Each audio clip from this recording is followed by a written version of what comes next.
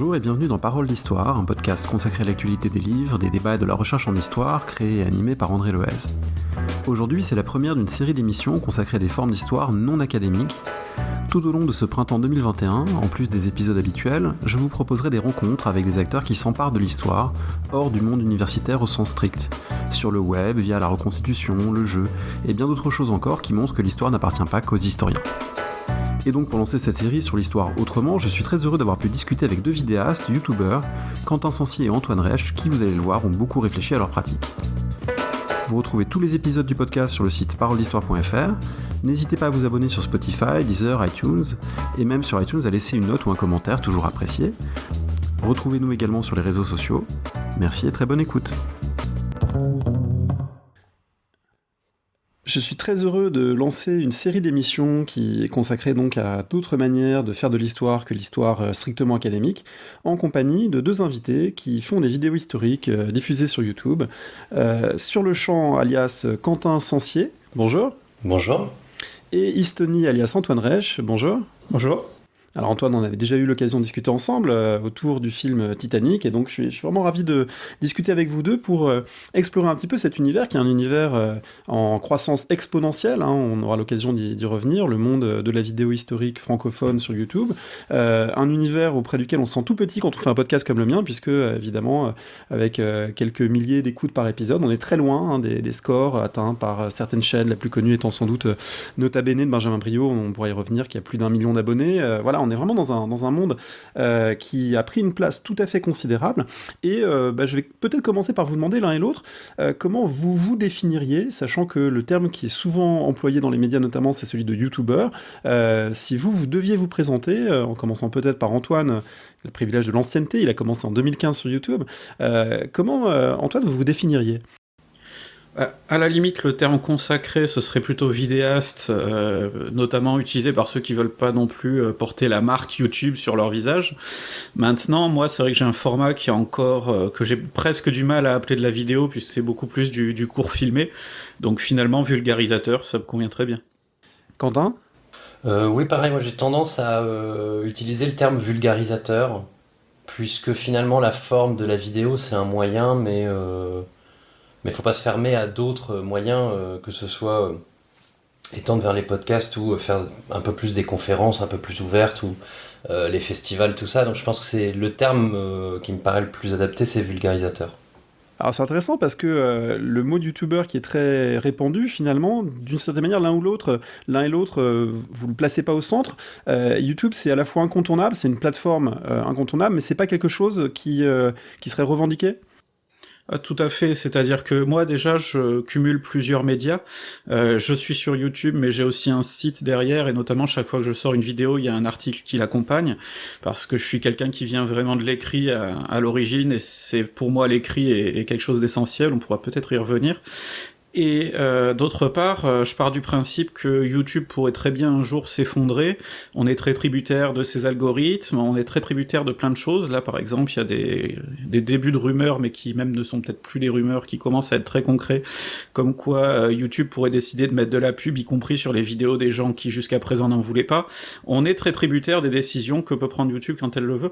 Donc moi, par exemple, je sais que comme mes vidéos sont sous licence libre, je laisse des gens les mettre aussi sur la plateforme PeerTube, qui est une plateforme décentralisée et libre, et en fait je laisse totalement la possibilité aux gens de le transformer là où ils veulent, d'en faire des podcasts s'ils veulent. Nous c'est aussi quelque chose à quoi on réfléchit, parce que YouTube on sait jamais ce que ça va devenir, et on veut pas être trop dépendant, je pense, de ces plateformes-là. Quentin, sur ce rapport à la plateforme, qui est central et en même temps problématique ? En fait, moi au début j'étais pas du tout conscient de l'enjeu. J'ai commencé à faire mes vidéos sans vraiment faire attention à cette question, aussi parce que je cherchais pas à devenir vulgarisateur.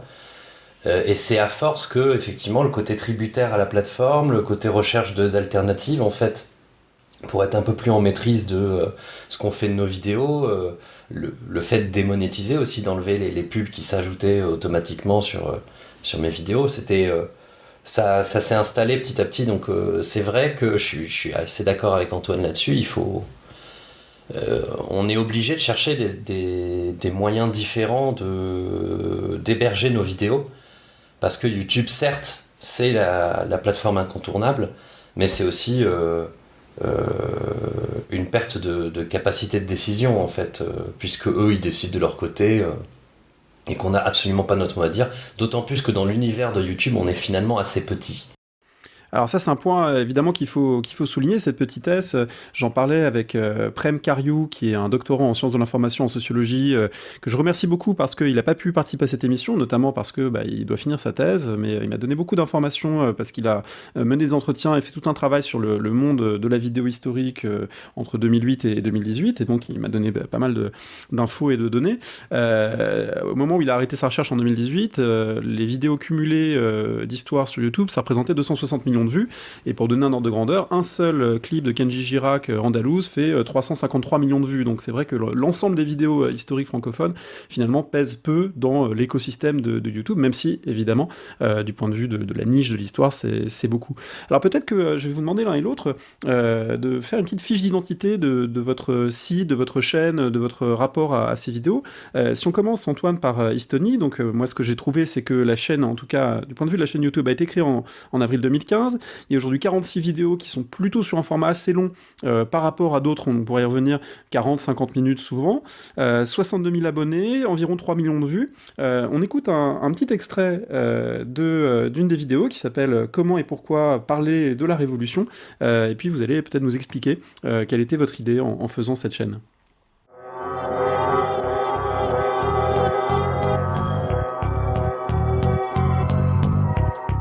Salut tout le monde, ça fait longtemps que je vous la promets, elle commence maintenant, la fameuse série sur la Révolution. Et pour bien commencer les choses, comme tout truc bien long, je commence par une vidéo d'introduction, c'est un peu l'équivalent des avo-provo que personne ne lit dans les bouquins, sauf que là, en fait, je vais essayer d'y dire des trucs intéressants, donc regardez jusqu'au bout quand même.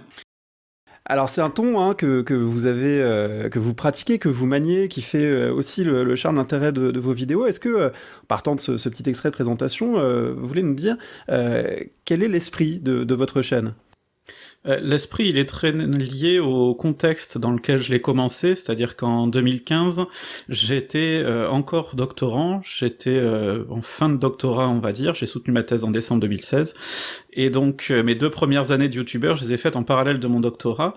Ça résultait d'une certaine frustration aussi vis-à-vis du doctorat, notamment de la difficulté qu'on avait à transmettre le contenu universitaire vers un grand public qui, souvent, ou bien en a un petit peu peur, parce que le format livre, le format séminaire, c'est quand même quelque chose qui peut être rébarbatif, ou bien carrément ne sait pas que ça existe. Et donc vraiment, mon idée de base, c'était petit à petit d'amener le public vers ça. Mais d'un autre côté, justement, je trouvais que, notamment dans le format du séminaire, notamment dans ces formats-là, on a du mal à séduire le grand public, et donc je voulais un format qui soit à la fois très exigeant sur le fond et qui soit détendu sur la forme. Et c'est là que les choses sont intéressantes, c'est que ma toute première vidéo est une petite vidéo de 5 minutes qui finalement est celle qui nous a demandé le plus de travail. Je pense que le tournage a pris 2 ou 3 heures, parce qu'on a voulu peser du coup chaque phrase. Les blagues étaient très téléphonées d'ailleurs, parce que pareil, on les a répétées, et donc je suis très mal à l'aise quand je revois cette vidéo, justement parce que je voulais rentrer dans les codes de YouTube de l'époque notamment, qui étaient beaucoup d'humour, quelque chose de court, quelque chose d'anecdotique. Et puis finalement, très vite, j'ai totalement retourné le format, je me suis dit pourquoi pas faire quelque chose qu'à l'époque on trouvait très peu sur YouTube, c'est-à-dire quelque chose de long. On était à une époque où dès qu'on dépassait les 10 minutes, on s'excusait, et je crois que dès la deuxième vidéo, on était déjà à 20 minutes. Et surtout, quelque chose de très austère sur YouTube, puisqu'on a 20 minutes d'un gars qui parle en facecam. Très vite, en plus, moi je n'ai pas de prompteur, je n'ai pas de notes quand je parle, j'essaie vraiment de faire comme si je donnais un cours ou une conférence, pour garder un naturel, parce que sinon quelqu'un qui récite pendant 20 minutes, c'est impossible à regarder. Et donc très vite aussi, j'ai pris en confiance sur le format, d'où les vidéos qui maintenant peuvent durer parfois plus d'1 heure, parce que je me suis rendu compte que les gens peuvent écouter et accrocher quand on leur parle, notamment comme ça se passerait dans une conversation entre amis. D'où des blagues, d'où des choses comme ça, mais je pense qu'on aura l'occasion de revenir sur la notion d'humour dans les vidéos, qui est quelque chose d'assez important justement comme enjeu. Mais des blagues que je veux pas improviser, enfin que je veux improviser justement. L'humour, c'est finalement l'une des facettes, une question qui est une question beaucoup plus large et qui est au cœur de notre discussion, c'est-à-dire le rapport entre rigueur et accessibilité, finalement. Et l'humour est l'un des vecteurs qui permet cette accessibilité, ou dont on pense que ça permet l'accessibilité. Je suis pas sûr d'ailleurs que ça fonctionne toujours, mais en tout cas, on peut le penser comme ça. Et en même temps, derrière, l'idée est toujours de faire passer des choses qui sont plus intéressantes, plus profondes, plus sérieuses, plus sourcées, etc. Alors, même exercice, Quentin, avec la chaîne Sur le Champ, donc, qui a démarré, en tout cas, la première activité sur YouTube, c'est mai 2016. 78 vidéos, des vidéos d'un format un petit peu plus bref en général, hein, c'est variable, mais souvent 20-30 minutes. 89 000 abonnés et 6,9 millions de vues, avec une identité visuelle aussi qui est assez différente. On va écouter un petit extrait là aussi, générique et début d'une émission. C'est l'émission qui s'appelle L'Esprit de Corps, la bataille. J'arrive même plus à me relire. Une vidéo sur l'esprit de corps, on l'écoute et puis vous allez nous dire dans quel esprit aussi vous avez conçu cela.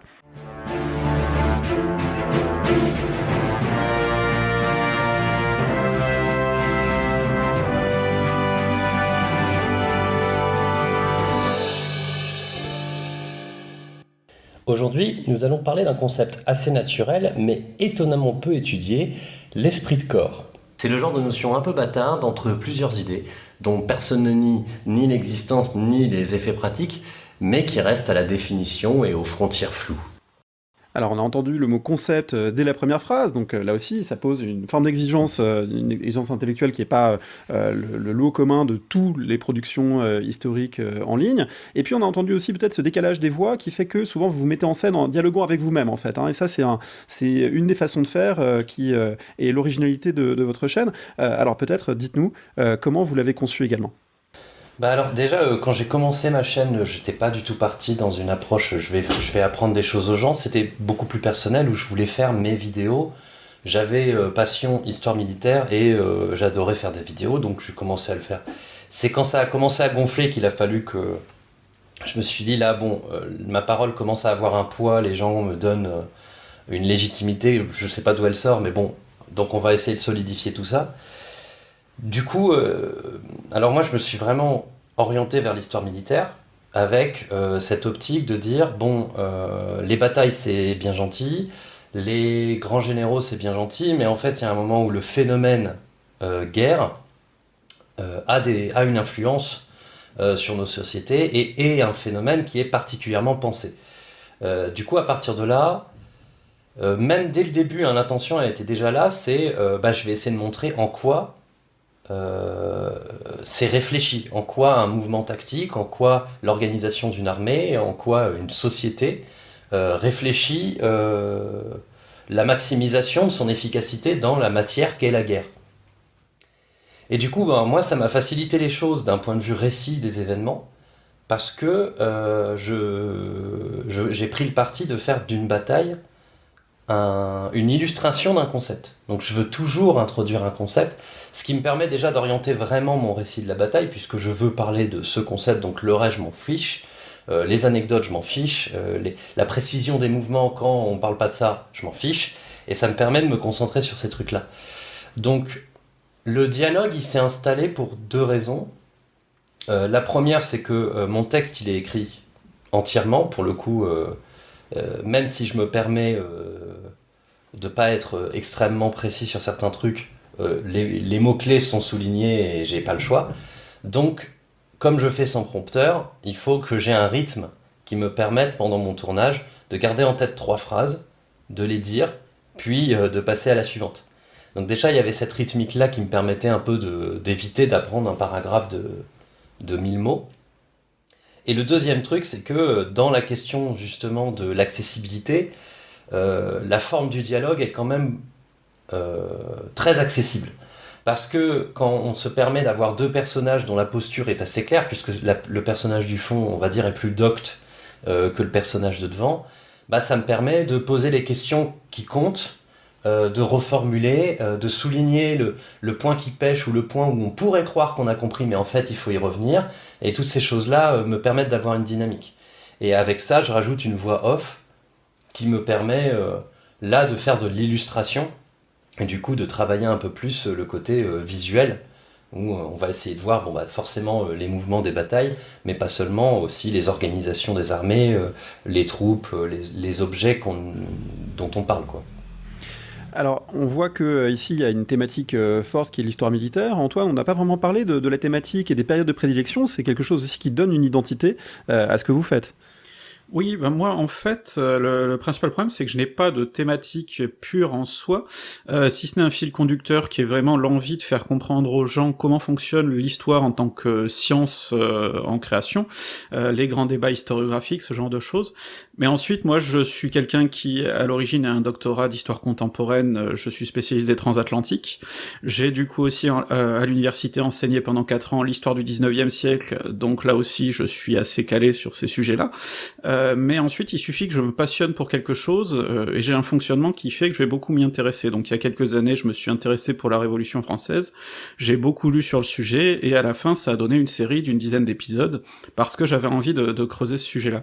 Donc ça tourne vraiment aussi, je pense, à la personnalité, mais demain, je peux lire un livre qui me passionnera, et faire une vidéo ensuite autour de ce livre, parce que j'aurais eu envie de partager. C'est vraiment, je me laisse une grande liberté là-dessus.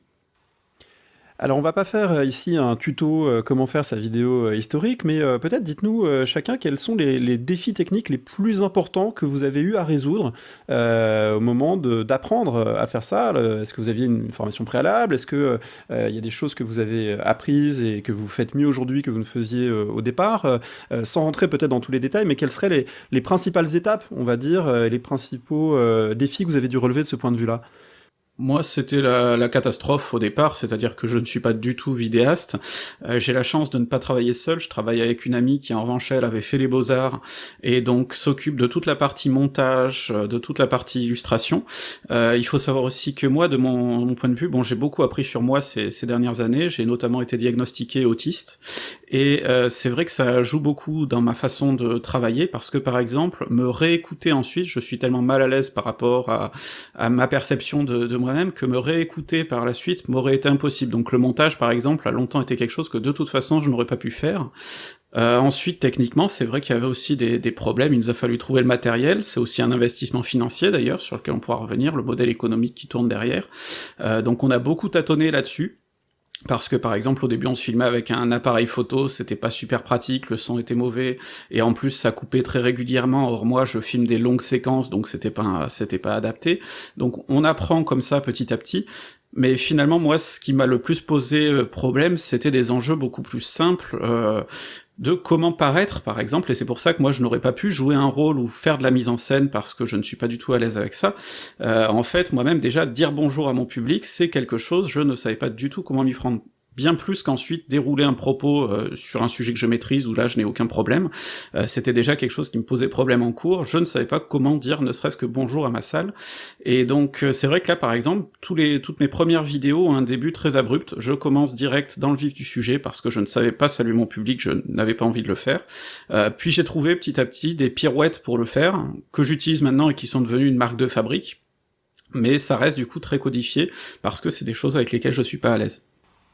Alors c'est intéressant parce qu'on voit, moi c'est quelque chose que j'ai pu éprouver en faisant le podcast, que les questions techniques sont jamais complètement techniques. Les questions techniques engagent des réflexions sur le contenu, engagent des réflexions sur ce qu'on veut montrer, sur la conception qu'on a de son travail. Et la technique est évidemment un outil, un instrument, mais qui est inséparable finalement de questions de fond. Est-ce que c'est quelque chose aussi, Quentin, que vous ressentez cette imbrication du technique et du fond?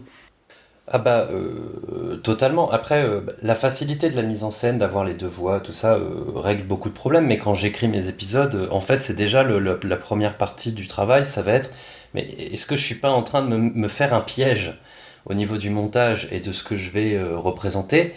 Typiquement, en ce moment, je suis en train de travailler sur la Première Guerre mondiale. Il faut que j'ai en tête que la représentation des batailles avec différents échelons qui se discutent entre eux, qui sont très difficiles à représenter, il faut que j'ai une solution, on va dire, élégante de représentation. Donc moi, c'est ça mon défi technique au niveau du montage, c'est souvent ça. Comment je fais pour créer une représentation qui, à tout égard, sera forcément schématique, mais qui, ne déforme pas la perception qu'on doit en avoir, et deux, permet quand même de comprendre ce qui se passe. avec une dimension chez vous qui est différente un petit peu de ce que fait Antoine, c'est parce que vous utilisez des cartes, vous utilisez des documents d'époque, etc. Donc il y a aussi tout un habillage visuel qui demande, j'imagine, pas mal de boulot de montage.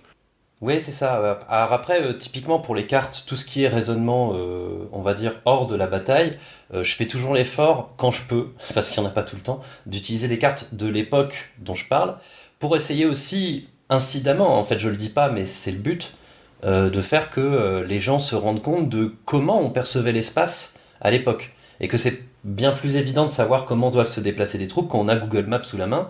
Sauf qu'en fait, au XVe siècle, on n'a pas ça. On a une carte très imprécise, où les rivières sont énormes ou inexistantes. Et en fait, ça joue dans comment on peut percevoir la précision des mouvements. Donc des choses comme ça. Mais il faut aussi faire attention en fait à ce côté, en tout cas dans l'histoire militaire c'est assez présent, euh, l'attrait du mouvement géométrique. Parce que mes animations sont forcément lisses, il y a des rectangles, et en fait ça cache forcément des réalités de soldats qui sont tout à fait différentes, des particularismes extrêmement locaux. Bon bah ça je suis obligé de le répéter un peu, que c'est schématique. Ça ne représente pas la réalité, ça représente une manière de le comprendre pour que vous puissiez vous faire une image.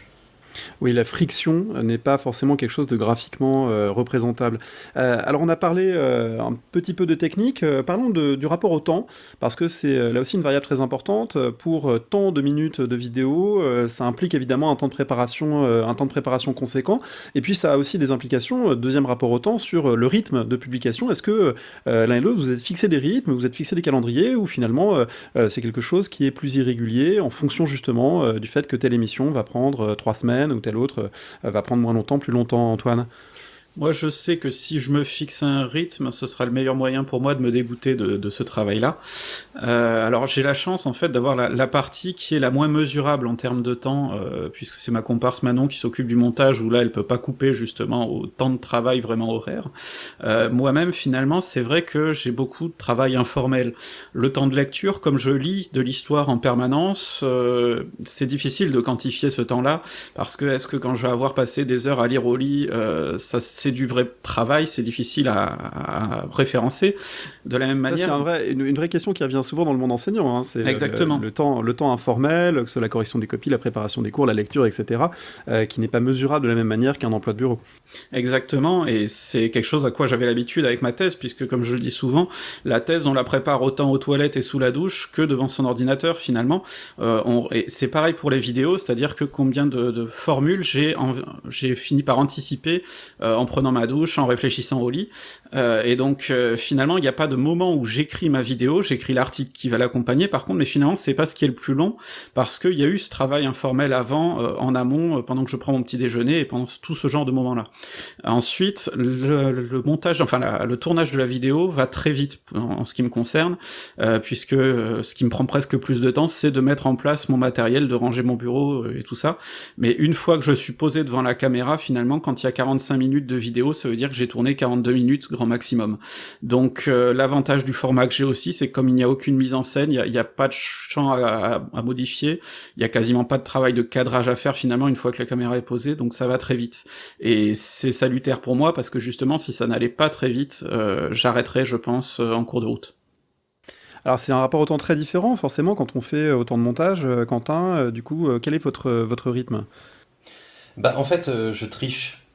Alors déjà, moi j'ai une nécessité financière, je vis avec les dons Tipeee et par vidéo. Donc en fait, il faut que chaque mois je sorte une vidéo. Ça tombe bien, c'est à peu près mon rythme naturel, hein. Je me force pas du tout. Mais c'est un enjeu que j'ai en tête. En fait, je triche parce que toutes les phases d'une vidéo, que ce soit le sourçage, l'écriture, le tournage, le montage, c'est des phases que je fais en parallèle sur plusieurs vidéos. En fait, à l'heure actuelle, à l'heure où je vous parle, j'ai 7 vidéos en cours de travail. Mais il n'y en a qu'une qui est en montage, tandis que d'autres sont déjà écrites mais elles doivent être tournées, d'autres sont en cours de sourçage, enfin des choses comme ça. Ça me permet déjà, quand j'en ai marre d'une étape, de passer sur une autre avec un autre épisode, ce qui permet de rester à peu près motivé. Et en même temps, comment je pourrais dire, ça me permet aussi de mesurer un peu ce qui me reste comme temps par rapport à une vidéo, et de décréter qu'une vidéo va pouvoir devenir une vidéo bonus.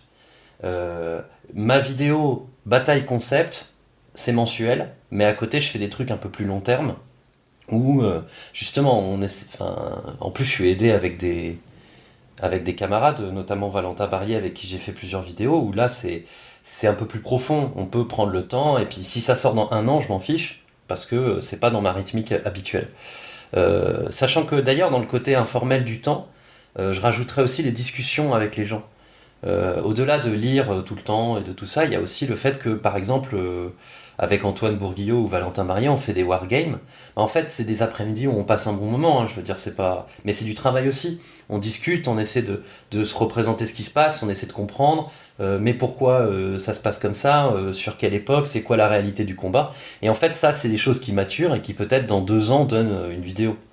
Vous avez parlé de Tipeee, ça nous amène au modèle économique. Est-ce que dès le départ, vous vous êtes dit il faut que j'en vive? Est-ce que c'est quelque chose dont vous avez pris conscience? Comment ça fonctionne? Moi, c'était à la fois quelque chose qui était sous-jacent, puisque Manon et moi, on savait tous les deux qu'on aurait beaucoup de mal à s'intégrer dans le monde du travail classique. Et donc moi, je savais qu'à la fin de mon doctorat, j'aurais quelques années de chômage, et puis qu'ensuite, il faudrait que je trouve quelque chose à quoi m'accrocher. Et donc là, ça fait maintenant 5 ans que je vis un peu d'expédient, que j'ai eu des coups de chance aussi dans ma situation personnelle, qui font que, par exemple, j'ai une compagne qui a trouvé du travail au moment où moi, j'arrivais en fin de droit. Donc c'est vrai aussi qu'on s'accroche à ce genre de choses, hein, faut être honnête.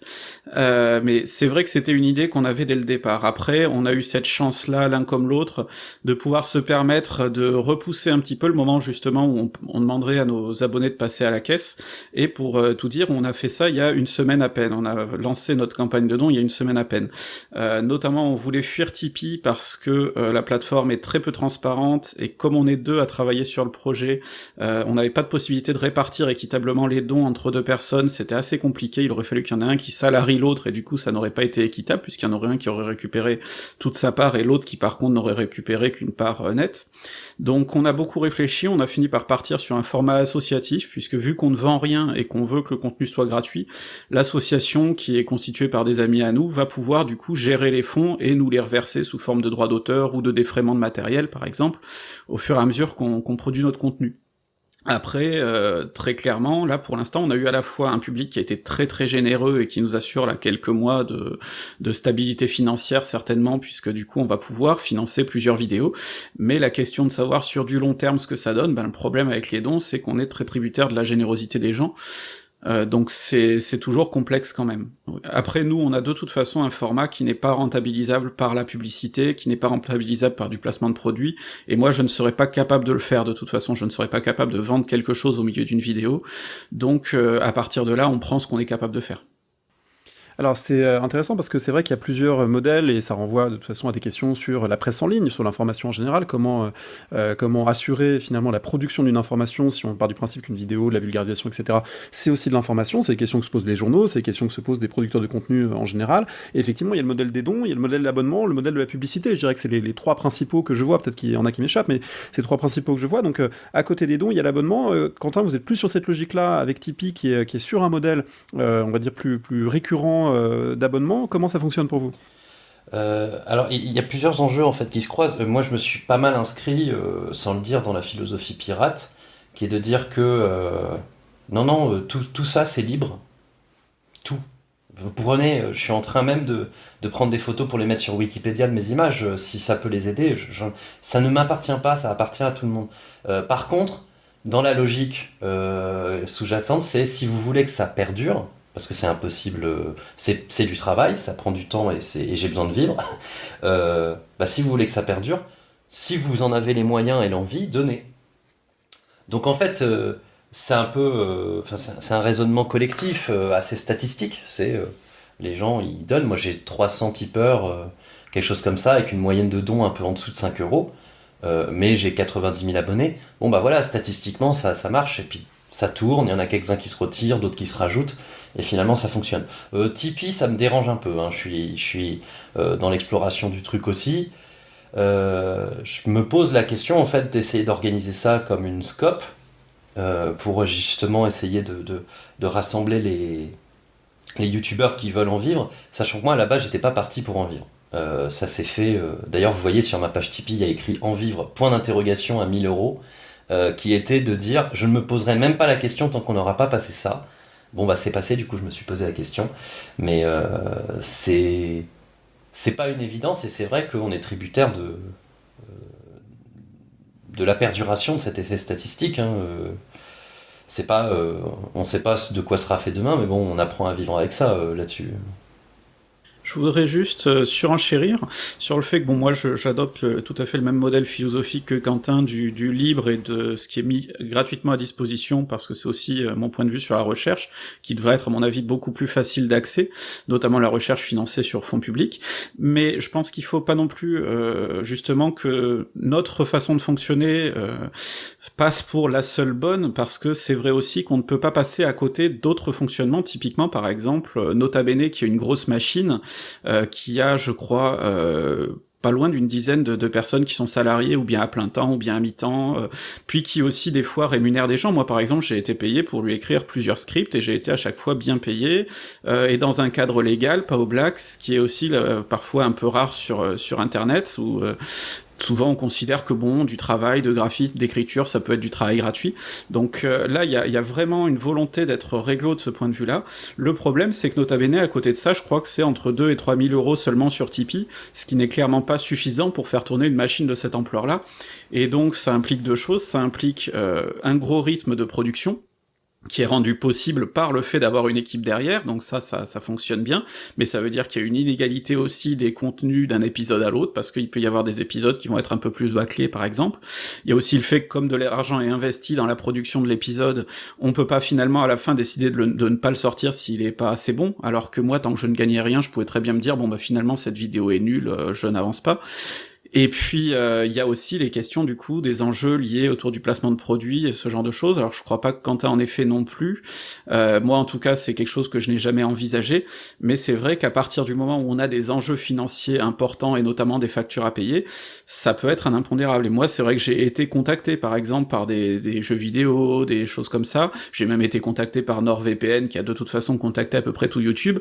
Et c'est vrai que les chiffres peuvent vite être alléchants, et donc ça peut être intéressant aussi à mon avis, il faut pas non plus jeter le bébé avec l'eau du bain, ça peut être une voie obligatoire pour certains. NordVPN, précisons-le pour ceux et celles qui ne connaissent pas, NordVPN, c'est une compagnie qui vend des accès VPN, c'est-à-dire ce qui permet de contourner les blocages d'accès dans différents pays, et donc c'est quelque chose de très populaire parmi les praticiens et les utilisateurs de YouTube. On a parlé à plusieurs reprises de ces différents groupes, finalement, de ces cercles un petit peu parallèles qui se superposent, des communautés en fait que ça représente, puisque vous avez, je dirais de l'extérieur en tout cas, l'impression que ça donne, c'est d'abord une communauté de proches avec qui vous travaillez, qui vous aident, qui vous conseillent de manière formelle, de manière informelle, etc. Mais on voit qu'il y a évidemment un premier cercle qui serait celui-là, un deuxième cercle qui serait les autres gens qui sont dans le même univers, avec qui parfois on échange, comme Nota Bene, comme d'autres. C'est aussi une forme de communauté dont on pourra reparler peut-être avec des limites aussi. Et puis, le plus important peut-être, c'est le public avec lequel vous interagissez et avec lequel la dimension de communication est aussi très très importante, parce que on fait ça pour être vu, regardé, commenté, pour discuter, pour transmettre. Donc évidemment, cette dimension-là est fondamentale. Alors, sur ce rapport justement à ces communautés, comment vous en êtes venu à l'envisager, Quentin ? Alors pour être tout à fait honnête, j'ai un faible rapport avec ma communauté. J'aime pas les réseaux sociaux du tout, ça me met très mal à l'aise. Je suis sur Twitter et sur Facebook essentiellement pour diffuser mon travail, et puis à la limite de temps en temps partager certains trucs, mais ça s'arrête à peu près à ça. Sur YouTube, je réponds assez peu aux commentaires, je fais pas de modération, et je devrais, je pense, à certains moments. J'ai pas réglé la question en fait, c'est un peu un angle mort dans ce que je fais, parce que ça me prend déjà assez de temps de faire les vidéos. C'est déjà extrêmement lourd. Je reste seul en travail actif quand même sur la chaîne.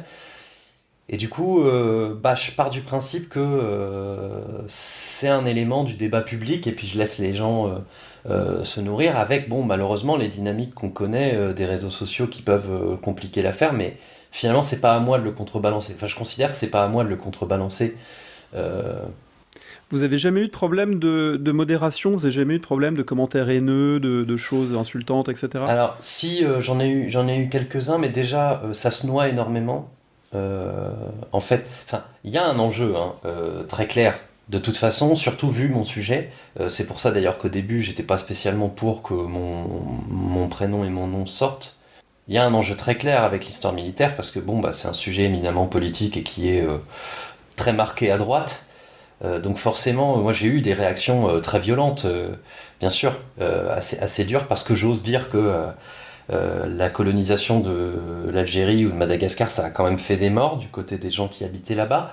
Des choses un peu difficiles. Mais dans l'ensemble, en fait, statistiquement, c'est rien.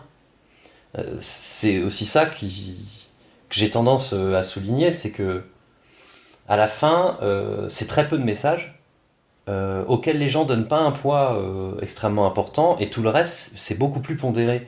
Et c'est un peu le truc malheureux, en fait, qui fait que dans les réseaux sociaux, c'est un peu compliqué, c'est que c'est le commentaire de la rage, de l'explosion, sur lequel on va concentrer notre attention, mais concentrer notre attention sur un seul message alors qu'il y en a 300 autres qui sont tout à fait modérés, avec parfois des critiques, parfois des idées positives.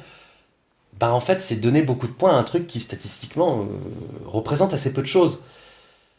Le seul truc qui m'inquiéterait à la limite, c'est le côté organisé. C'est quand l'action française me tombe en général dessus.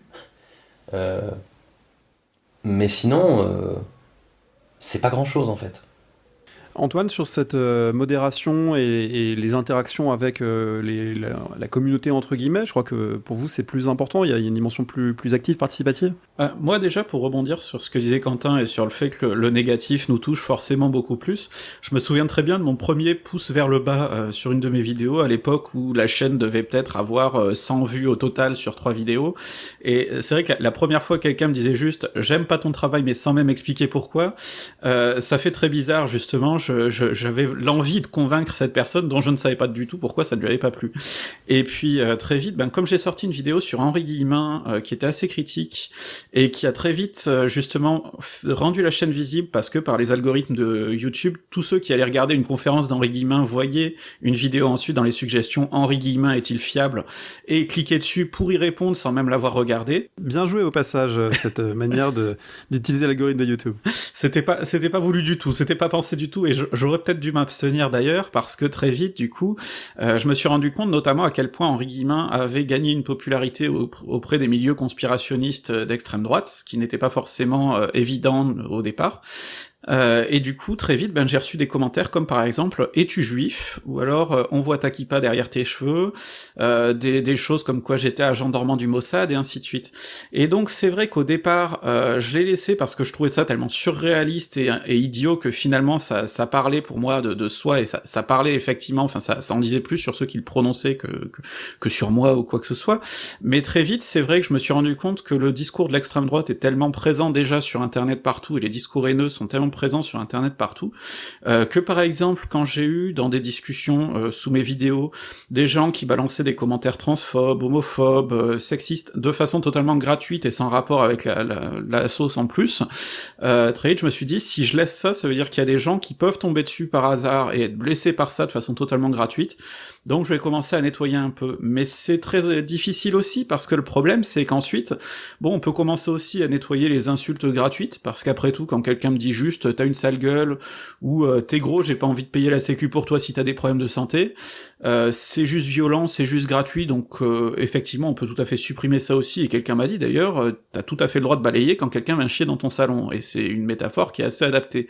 Mais le problème, c'est qu'on a vraiment aussi un sentiment d'illégitimité. Est-ce que j'ai vraiment le droit de supprimer tel ou tel commentaire? Est-ce que finalement c'est pas une critique légitime? Et donc moi, c'est vrai que le problème, c'est que je me posais aussi cette question des fois pour des commentaires que j'avais toute légitimité à supprimer parce qu'ils étaient antisémites ou ce genre de choses.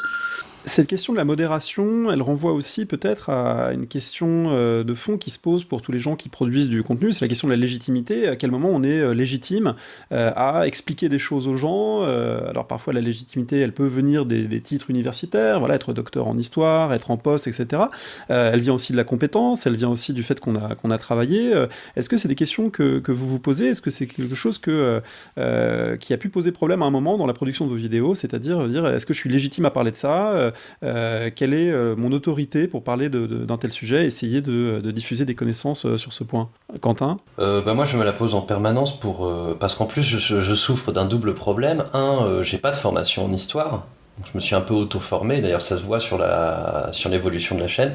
Et deux, comme je parle de plein d'époques différentes, en fait je suis jamais vraiment spécialiste dans le truc, je dois redécouvrir quelque chose finalement, un petit côté je travaille mon dossier quoi.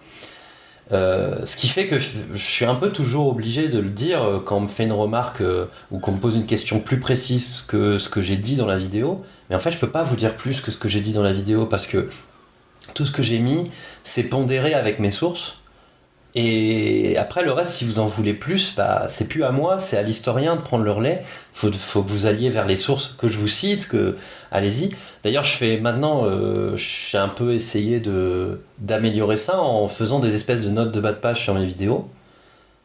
Ça commence à se mettre en place où en gros, je dis voir source 1, voir source 2 quand je fais certaines assertions pour justement que les gens, si ça les intéresse, ils aillent voir. Parce que je peux pas dire plus, je peux pas aller plus loin. Antoine? Pour moi, oui, effectivement, c'est une question aussi que je me pose en permanence, et c'est vrai que je peux agiter éventuellement la carte docteur en histoire, sauf que justement, je pense qu'il faut pas le faire à tort et à travers, et que j'insiste en permanence sur le fait que moi, le seul domaine dans lequel je suis historien, c'est l'histoire de la marine marchande du début du XXe, et encore en ciblant sur 3 compagnies bien précises, et que sur le reste, je suis avant tout un vulgarisateur qui renvoie à des sources. Alors après, le problème, la difficulté, c'est justement de mettre en scène ces sources. Donc moi, en permanence, j'ai derrière moi d'ailleurs quelques livres du coup, et je fais très attention à chaque fois à exposer des livres que je conseille. Désormais, c'est très important. Ensuite, c'est vrai que j'accompagne systématiquement les vidéos d'un article, parce que je considère que le format oral est forcément un format de l'approximation, forcément aussi un format qui se prête beaucoup à l'interprétation. Je pense que quiconque a fait de l'enseignement et a corrigé ensuite des copies, sait que entre ce qu'on a voulu transmettre et ce qui a été reçu par le public et retenu par le public, il y a une différence énorme et majeure. Et donc pour moi, je crois justement que ce dont je voulais m'éloigner aussi, c'était le format de l'article lu ou récité qu'on voit trop souvent dans un colloque et qui finalement n'est pas un format écrit, mais n'est pas un format oral, mais un format écrit transposé à l'oral et qui du coup est très difficile à écouter et à digérer. Et le problème, c'est que quand on veut vraiment jouer le jeu de l'oral, on joue le jeu de l'imprécision aussi, de toute façon, et on doit accepter ça. On doit accepter aussi le fait que quand on est vulgarisateur, on ne peut pas être spécialiste de ce qu'on vulgarise, et à la limite, même sur les sujets dont je suis spécialiste, quand je fais de la vulgarisation, je fais de l'approximation forcément pour la rendre accessible.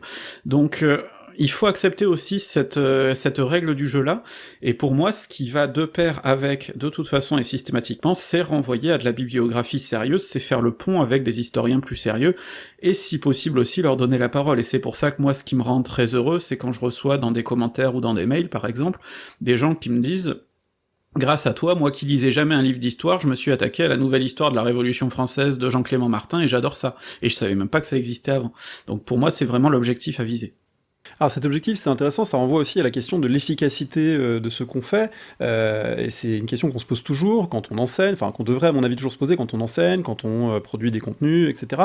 Qu'est-ce qu'on arrive à transmettre? Est-ce que c'est simplement quelqu'un qui clique, qui écoute 5 minutes, et puis qui s'en va, et rien n'a changé, ou est-ce qu'on arrive à faire passer des choses sur le fond? Est-ce qu'on arrive parfois à transformer en actes d'achat de lecture, d'achat de livres de lecture, etc., etc.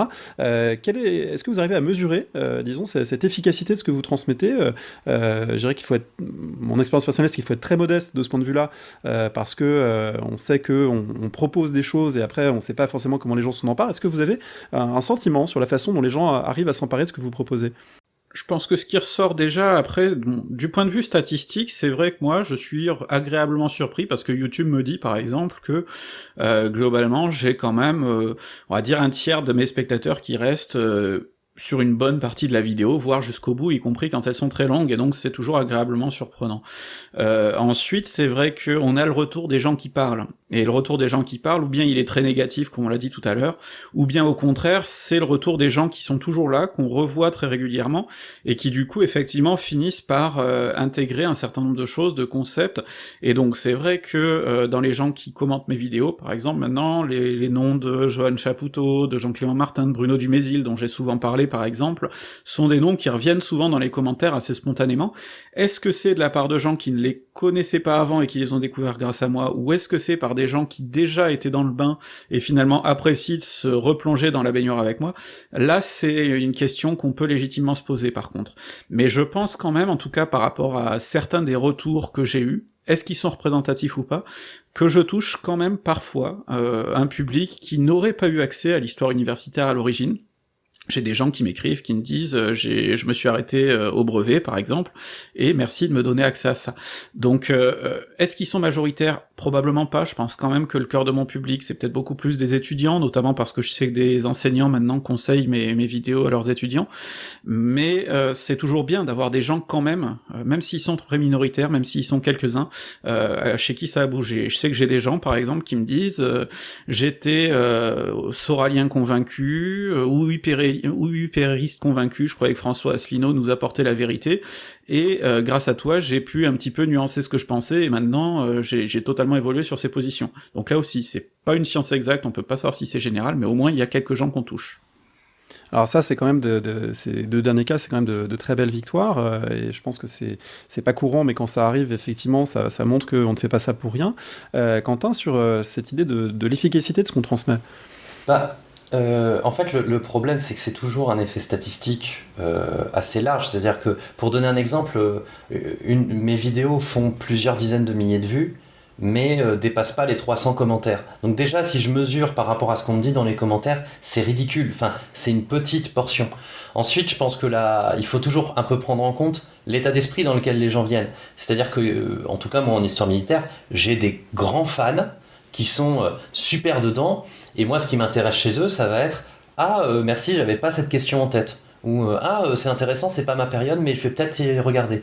Mais il y a aussi ceux qui n'y connaissent rien et que bon, ça les a intéressés un peu, ils font pas l'histoire militaire en général, la guerre ça leur fait peur. Ah non, en fait c'est plus réfléchi que ça, d'accord, ça me suffit aussi. Ça dépend des gens.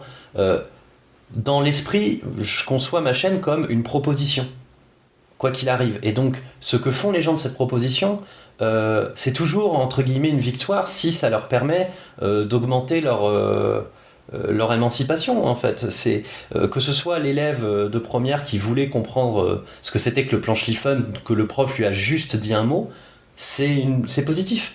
Si c'est un fanat d'histoire militaire qui se rend compte qu'il y a des enjeux de morale dans la phalange politique, c'est positif. Si c'est un étudiant en histoire qui sait pas dans quel domaine il veut se tourner, et que là, en fait, peut-être qu'il va creuser dans ce truc-là, c'est super positif. Tous ces trucs-là fonctionnent, c'est une proposition.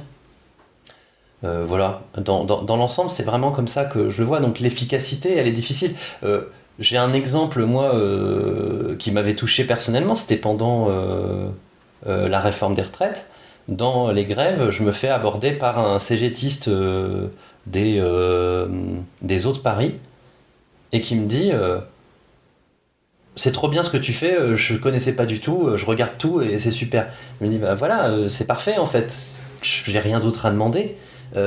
C'est une proposition qu'il a prise pour lui et il se l'approprie. Et c'est pour ça en fait la philosophie pirate là-dessus, je trouve qu'elle trouve son extension ici. C'est vraiment ce côté. Avant, il n'y avait même pas la proposition. Maintenant, elle est là et les gens en font ce qu'ils veulent. Mon but, c'est de leur laisser le choix, pas de leur dire quoi faire et de lire quel livre, etc.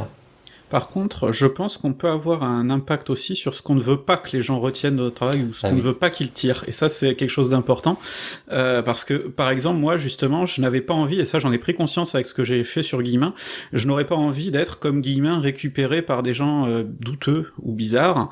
Et donc, c'est vrai que c'est intéressant aussi régulièrement de secouer un petit peu la passoire, en quelque sorte, de garder que le bon en agitant un peu son public.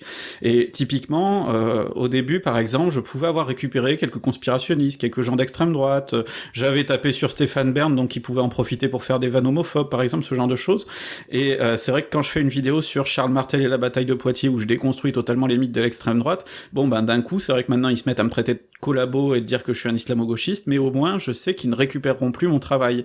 Et donc ça, je pense que c'est des petits coups qu'il faut mettre occasionnellement, et pour ça il faut être très clair dans son discours, c'est-à-dire que moi par exemple, j'aurais pu très bien me satisfaire des gens qui dans les commentaires me disaient on n'apprend pas ça ça à l'école, tu es un remède contre l'histoire officielle, ce genre de choses.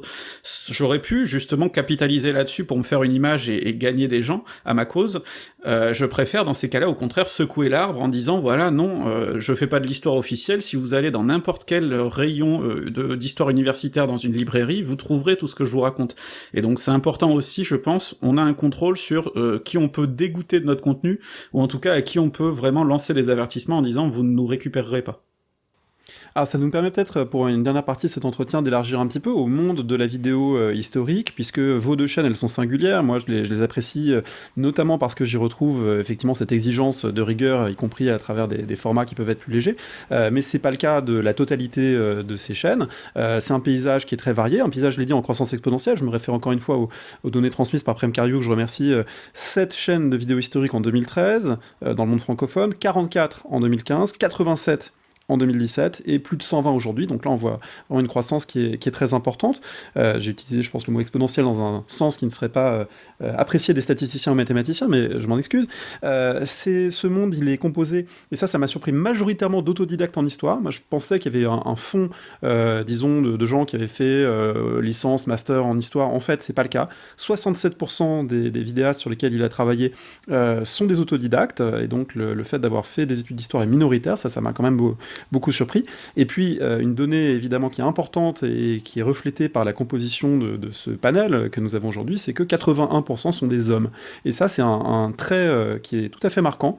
80% des vidéastes d'histoire sont des hommes. C'est quelque chose qu'on peut retrouver aussi dans d'autres univers, je pense, la reconstitution, le wargame, etc., ces dimensions masculines. Est-ce que c'est quelque chose d'ailleurs à quoi, si je prends juste ce point-là, à quoi vous avez réfléchi? Alors, je pense que je vois Quentin hocher la tête parce que l'histoire militaire cumule, on va dire, c'est un peu la double peine de ce point de vue-là. Est-ce que c'est quelque chose à quoi vous êtes sensible? Personnellement, oui, complètement. Enfin, c'est un enjeu. Moi, à chaque fois que je regarde, mes stats, j'ai 95% d'hommes dans mes vues, quoi. Pour autant qu'on le sache, parce que c'est pas toujours. Oui, voilà. C'est pas toujours. C'est l'impression qui ressort, ouais. Voilà, mais c'est vraiment quelque chose de compliqué. Au mieux que je peux, j'essaie de réfléchir à comment en fait ouvrir cette histoire à l'étude de genre. Justement, mais le problème c'est que je manque aussi de travaux.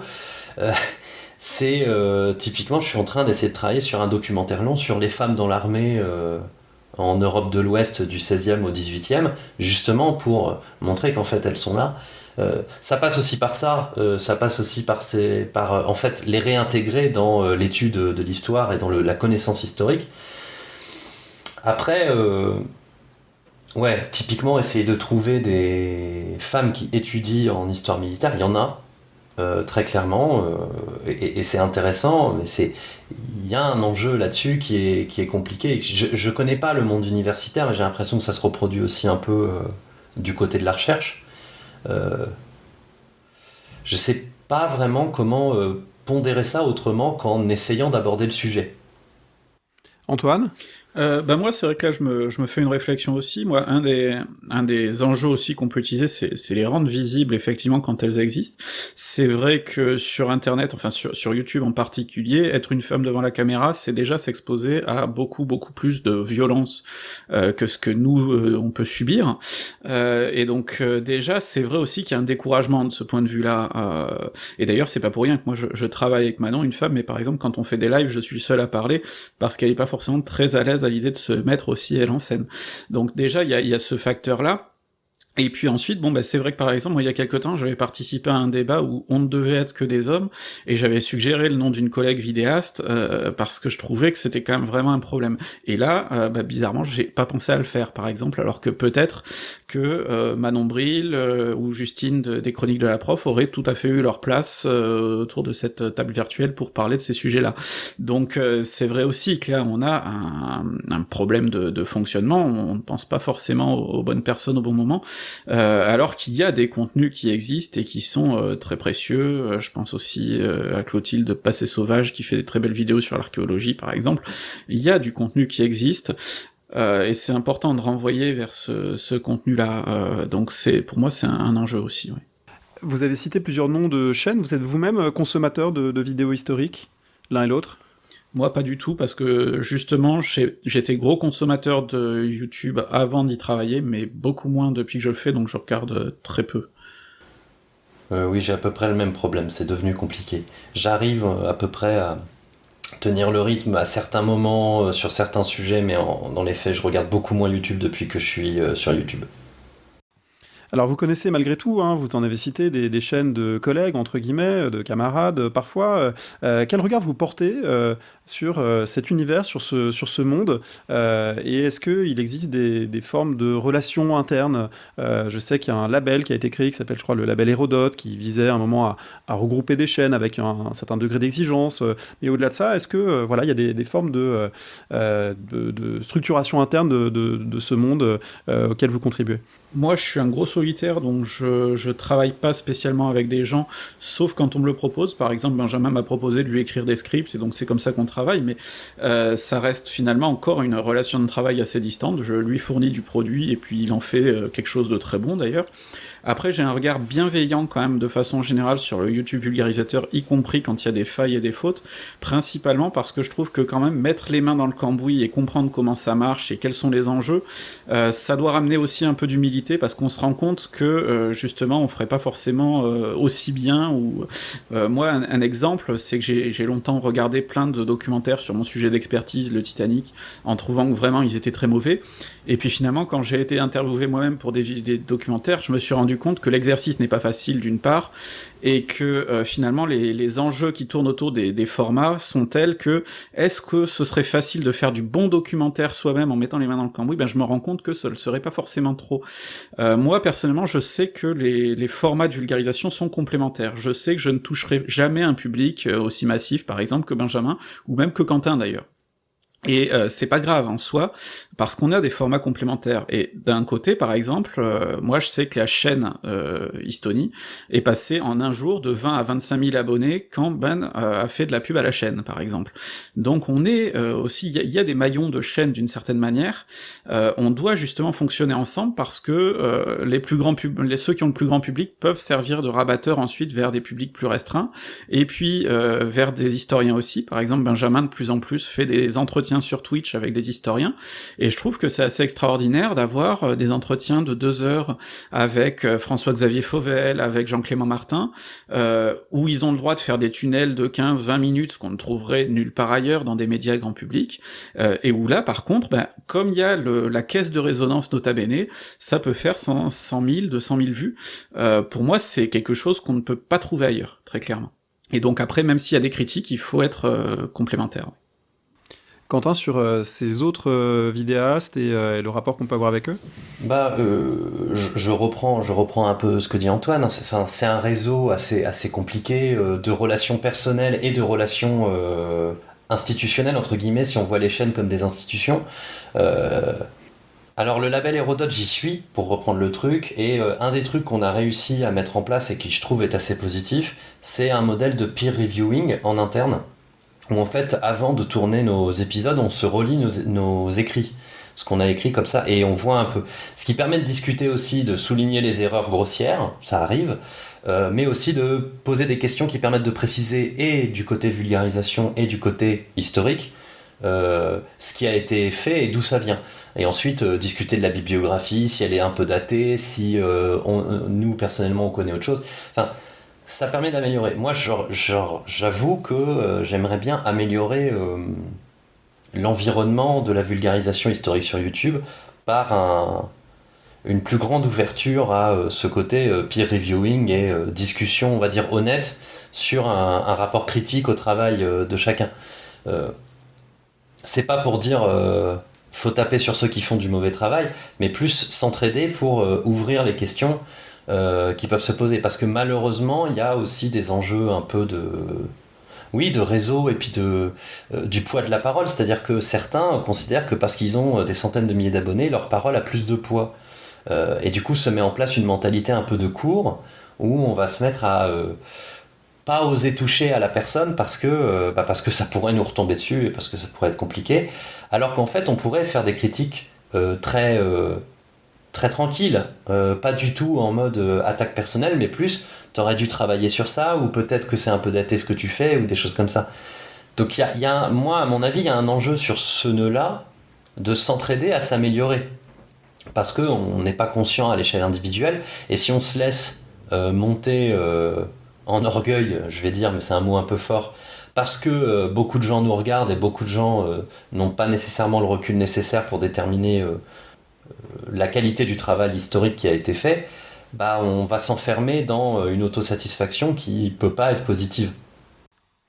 Est-ce que y a des chaînes pour vous qui posent problème? On n'est pas obligé de les citer, mais est-ce que dans cet univers, on sait que l'histoire est une matière à controverse, que l'histoire fait l'objet d'instrumentalisation politique? Est-ce que pour vous, dans le monde de la vidéo historique, il y a des choses qui peuvent poser problème? On sait qu'il y a, voilà, il y a des gens pour qui c'est un enjeu de combat, hein, qu'il faut récupérer le discours sur l'histoire, et que tenir un discours sur l'histoire, ça permet de mener aussi des combats politiques au présent. Il était question tout à l'heure de l'Action française.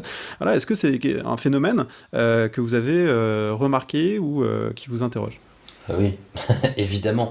Ne serait-ce que ce qui s'est passé hier sur la commémoration de la mort de Napoléon, c'est un excellent exemple. Sur YouTube, ça a bombardé de partout et il y a assez peu de recul. Il y a des chaînes qui ont un agenda politique, mais on va parler de réinformation. Il y a un gros enjeu, mais en fait, c'est exactement la même chose qu'à la télévision. On pourrait penser à Franck Ferrand sur CNews, dont l'émission est à chaque fois décrypté par les historiens comme d'une profondeur abyssalement nulle. Il y a un enjeu en fait, forcément. La question, c'est la forme que peut prendre la critique, parce que comme c'est très politisé, on a des communautés qui nous tombent dessus et qui sont pas là pour discuter. Donc oui, il y en a qui sont extrêmement problématiques. Et puis après, il y en a d'autres qui sont, on va dire, c'est plus naïf, c'est juste parce que le travail est pas assez solide, et ça à la limite en fait à long terme, et c'est pour ça que je parle de s'entraider à s'améliorer, ça devrait disparaître et c'est pas du tout un problème. Vu d'où je pars, je suis bien le premier à devoir tenir ce discours. Antoine, en tant qu'agent du Mossad, vous avez été aussi au cœur de ces questionnements? Oui, ben moi par exemple, alors c'est vrai que j'ai vu, bon, il y a des choses qui peuvent être un peu plus fourbes que d'autres. Par exemple, j'avais vu naître une chaîne d'interviews de chercheurs qui m'avait l'air tout à fait respectable et intéressante. Puis très vite, on a vu que derrière, en fait, il y avait un militant d'extrême droite qui avait été proche de Soral, qui avait une autre chaîne sur laquelle il tenait des discours assez inquiétants, et qui en fait était en train de lancer une espèce de petite opération de communication en profitant justement de l'aura d'historiens sérieux qui étaient heureux de pouvoir parler et qui se sont fait avoir finalement, mais peut-être aussi du coup plus très vite, il y a eu quand même un changement de voix vers des historiens très à droite pour étayer ce qu'ils racontaient. Et bon, là, le personnage a fini sa mue, par exemple. Bon, c'est donc là, il y a des fois aussi des biais un peu compliqués, mais qui font que ça n'aide pas à avoir des débats pacifiés notamment sur ce que disait Quentin, les gens qui pêchent plutôt par naïveté, par problème de travail, parfois par erreur, parce que c'est vrai que quand on va très vite être dans des débats extrêmement polarisés, où la moindre erreur peut entraîner des accusations très violentes, par exemple ce genre de choses, ça n'aide pas à la remise en question, ça n'aide pas à la volonté de s'améliorer. C'est pour ça que moi j'appelle à une bienveillante exigence, on va dire, et notamment à réfléchir quand même aux conditions dans lesquelles se produit la vulgarisation, parce que les enjeux ne sont pas les mêmes pour tout le monde, pour tous les formats, ça va dépendre aussi de la formation, et ainsi de suite. Après, il y a des enjeux aussi justement de formats qui peuvent entraîner des dérives, et moi je pense, et c'est là qu'il faut revenir à mon avis à l'humour. L'humour n'est pas adapté à toutes les situations par exemple, et le problème c'est qu'on peut très facilement s'enfermer dans un format où on fait de l'humour pour séduire, sauf que le jour où on traite par exemple du nazisme, ça peut coincer. Donc il y a quelque temps par exemple, il y a une chaîne assez populaire et tenue par un universitaire québécois, je vais pas rentrer dans les détails, qui a fait un top 10 top 10 des pires nazis. Et là, on peut poser des questions, justement, de méthode, puisque dans les personnes impliquées dans la vidéo, on avait quand même au moins 2 personnes qui avaient donc un doctorat en histoire, et la personne qui avait écrit la vidéo était un professeur du secondaire. Donc ça pose des questions sur, justement, comment les formats de YouTube ne sont parfois pas adaptés à des sujets graves. Mais c'est des questions qu'on ne se pose pas forcément, parce que des fois on pêche par naïveté ou par manque de compétences, et on évolue tous dans notre compétence, donc il s'agit pas de pointer du doigt des gens en disant ils sont incompétents, on est tous toujours plus incompétents qu'on ne le sera demain. Donc là, le problème, typiquement, c'est que la réaction, par exemple, qu'il y a pu y avoir à une telle vidéo a abouti à ce qu'elle soit juste supprimée, et je ne suis pas sûr que le public de cette chaîne ait compris, du coup, quel était le problème à faire un top 10 des pires nazis, et quels étaient les problèmes historiographiques qui étaient derrière. Et donc j'ai l'impression que finalement, la valeur de la critique a été assez nulle, et c'est un gros problème aussi.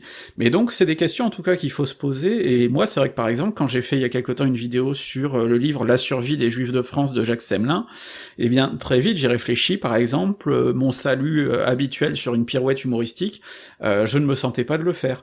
J'ai réfléchi aussi à la modération des commentaires, et je me suis dit, c'est important que je prévienne dès le départ que là, sur celle-là, je serai particulièrement difficile dans la modération, parce que je veux pas non plus que mon public se mette à faire des blagues qu'il ferait habituellement. Donc, il y a une responsabilité, mais c'est pas forcément facile d'avoir conscience qu'on a cette responsabilité, quand tout ce qu'on peut avoir en face, c'est des réactions qui sont directement viscéralement violentes, et qui ont parfois de très bonnes raisons de l'être, parce que par exemple, dans un climat d'antisémitisme particulièrement fort, avec un retour de l'extrême droite particulièrement fort, on peut comprendre qu'un top 10 des pires nazis, ça fasse réagir très difficilement, notamment les milieux militants juifs, ce genre de choses. C'est normal que mémoriellement ce soit un sujet sensible. Le problème, c'est que s'il n'en sort que finalement un affrontement dont débouche ensuite juste une polarisation entre d'un côté ceux qui considèrent déjà que les créateurs de la vidéo sont des antisémites patentés, et de l'autre côté un public qui considère que de toute façon on peut plus rien dire et qu'il y a de la censure, ça n'ouvre pas la place à un débat qui est important, parce qu'il y a tout un tas de gens qui sont juste perdus au milieu de tout ça, et qui ont besoin de nuances pour se faire un avis, et qui sinon risquent d'aller dans les mauvaises directions parce qu'ils seront mal guidés. Et là on en revient à l'appel à la popularité, contre une chaîne qui a 60 000, 100 000, 200 000, des millions d'abonnés, de toute façon, la critique ne peut pas grand-chose au final, parce que, on l'a vu d'ailleurs, l'été dernier, il y avait un vidéaste d'astronomie qui a une bonne base d'abonnés, qui a tenu des propos horribles sur Twitter, qui a dit des choses horribles sur le viol, sur les armes à feu, sur des choses comme ça. Sur le moment, il y a eu ce qu'on appelle une shitstorm assez monumentale, énormément de gens qui ont protesté, il a perdu 2000 abonnés dans la journée, il les a regagnés en 2 semaines. Et donc finalement, l'impact des critiques est très limité, parce que sur le moment, une shitstorm est toujours difficile à vivre et douloureuse à vivre, et ça peut même conduire des gens vraiment dans des positions difficiles, mais sur le long terme, en termes d'audience, je ne suis pas sûr que ça a un impact réel, et donc finalement, faut qu'on trouve d'autres moyens de débattre. Ma dernière question porterait sur la place de la vidéo de vulgarisation vis-à-vis de la télévision, qui est ce format qui, évidemment, n'a plus tout à fait la place qu'il avait il y a 30 ans, mais qui reste très important dans les vies de beaucoup de gens, où, effectivement, des émissions d'histoire de type très varié, celles de Stéphane Bern et Franck Ferrand, mais aussi celles de Patrick Boucheron sur Arte, existent. Et puis, il y a parfois des passerelles, parce que, par exemple, l'émission de Patrick Boucheron, Manon Bril, qui a une chaîne YouTube, assure maintenant une chronique dans cette émission. Donc, est-ce que vous voyez la vidéo sur YouTube ou ailleurs comme complémentaire de la télévision, comme en opposition à la télévision? Comment vous voyez l'interaction un peu entre ces deux formats? Moi, je pense que c'est une illusion, le rêve d'un YouTube qui aurait été une alternative à la télévision. J'ai pu le partager au début, j'en suis très vite revenu, déjà parce que ce qui marche sur YouTube, en réalité, c'est ce qui marche à la télévision. D'ailleurs, une bonne partie des vidéos YouTube les plus vues viennent directement de la télévision, donc on ne se détache pas du tout de ça. Ensuite, on a des enjeux qui peuvent très vite être similaires dans le financement et ainsi de suite, et donc la course à l'audience peut entraîner exactement les mêmes dérives. Après, effectivement, on a des personnalités qui à la télévision marche beaucoup, et sur internet beaucoup moins. Laurent Deutsch, par exemple, n'a pas réussi ce passage-là. Franck Ferrand, j'ai l'impression beaucoup plus, parce que occasionnellement on peut très vite avoir dans nos suggestions des documentaires venus de l'ombre d'un doute de ces émissions-là. Robespierre Bourreau de la Vendée, par exemple, vous le trouverez, il a fait beaucoup de vues, je pense, sur YouTube. Donc déjà, séparer les deux milieux, à mon avis, me semble hasardeux. Et puis en plus, on le voit plus largement avec internet, au final, même quand les gens sont critiques d'internet, la télévision, les formats qui marchent peuvent très vite s'en rapprocher. On a vu récemment sur Twitch l'arrivée de Samuel Etienne, et beaucoup de gens ont dit c'est le journalisme télé qui arrive sur Twitch, et ainsi de suite. Mais en fait, de la télévision presque, ou en tout cas du direct un peu bas de gamme, comme on a pu le voir longtemps à la télévision et comme on peut le revoir actuellement, on en trouve aussi sur Twitch, fait par des gens différents peut-être, mais est-ce que la qualité est différente? C'est pas forcément garanti, donc moi je serais assez pessimiste sur les différences profondes entre les deux. Simplement, YouTube ouvre plus d'espace, et donc effectivement on peut trouver des petites niches où il y aura du contenu qu'on ne pourrait pas faire à la télévision, mais qui aura jamais une grosse audience, et c'est pour ça, là aussi, il faut nous replacer dans les réalités des choses. Nous, on est des nains sur YouTube, on est finalement pas rentable, je pense, pour YouTube, en termes Enfin, moi, je ne le suis pas du tout, puisque pour l'instant, je ne monétise rien, et donc on est presque des parasites de YouTube, donc on n'est pas représentatif du tout de ce qu'est Internet à l'heure actuelle. On est à peu près, on est sur le même truc, oui.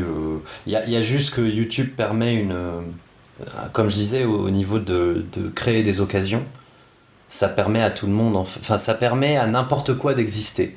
Mais du coup, dans le n'importe quoi, il y a nous, et il y a aussi des choses un peu peut-être moins positives, en supposant qu'on est positif. Non, mais c'est la même chose. En fait, c'est exactement ce qui se passe pour le journalisme. C'est-à-dire qu'on a plein de médias qui sont apparus.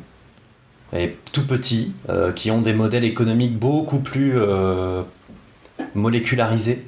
Il s'avère que je pense qu'Antoine et moi, on a un budget par vidéo infiniment ridicule par rapport à ce que c'est qu'une véritable production. Et c'est ça un peu notre force qui nous permet d'exister malgré le fait qu'on soit tout petit. Mais c'est à peu près tout. Après le reste, c'est le même phénomène que pour le journalisme. La télé, c'est une institution, Internet en est juste une extension médiatique du point de vue rapport à la vidéo.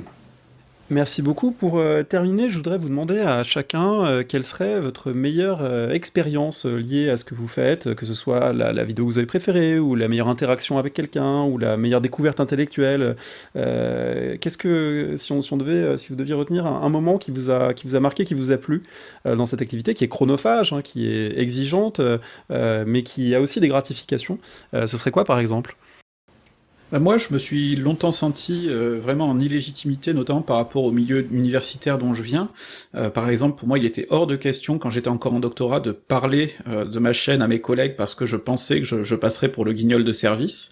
Et donc, ce qui a été vraiment une très très agréable surprise, c'est quand, juste après avoir fini ma série sur la Révolution française, j'ai reçu un mail d'Hervé Levers, donc un des auteurs dont j'avais beaucoup lu le travail et utilisé le travail pour mes travaux, qui m'invitait à un congrès de la société, notamment des études robespierristes, parce que là, pour moi, il y avait vraiment une reconnaissance d'un milieu dont je n'attendais pas vraiment de reconnaissance et dont j'avais au contraire très peur. Donc ça a été un très beau moment pour moi. Quentin ? J'en aurais deux là comme ça qui me viennent. Le premier, c'est un peu ça, pour revenir sur le côté la critique positive.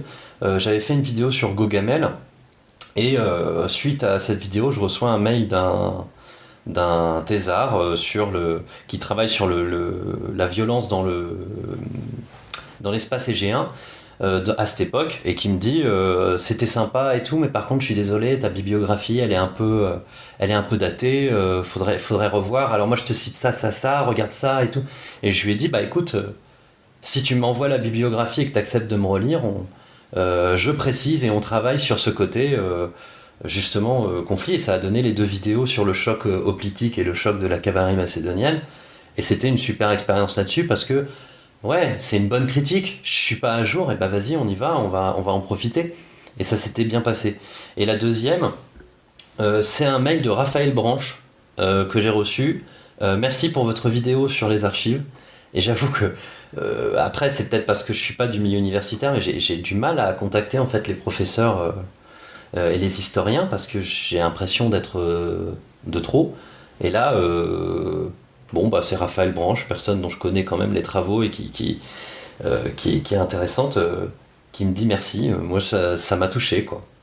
Alors ça me paraît une très belle manière de conclure, parce que ça veut dire que ces mondes ne sont pas si cloisonnés qu'ils le paraissent parfois, en tout cas qu'ils n'ont pas nécessairement à l'être, et puis on peut tous, je pense, à notre échelle, faire en sorte que ça le soit moins, et faire en sorte que ça communique. Et donc merci vraiment beaucoup à tous les deux pour cette discussion, et on vous retrouve évidemment sur vos chaînes respectives, et puis on aura, j'espère, d'autres occasions de discuter ensemble.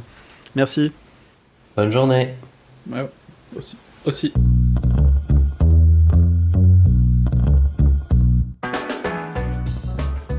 Merci d'avoir écouté ce premier épisode de la série consacrée à l'histoire autrement, aux formes non académiques de l'histoire. On se retrouve très bientôt pour parler cette fois de la télévision, en compagnie de Patrick Bouchon et la réalisatrice de Faire l'Histoire, son émission sur Arte, Tamara R2. Vous retrouvez les autres émissions du podcast sur le site parolehistoire.fr. Merci et à lundi prochain, au plus tard.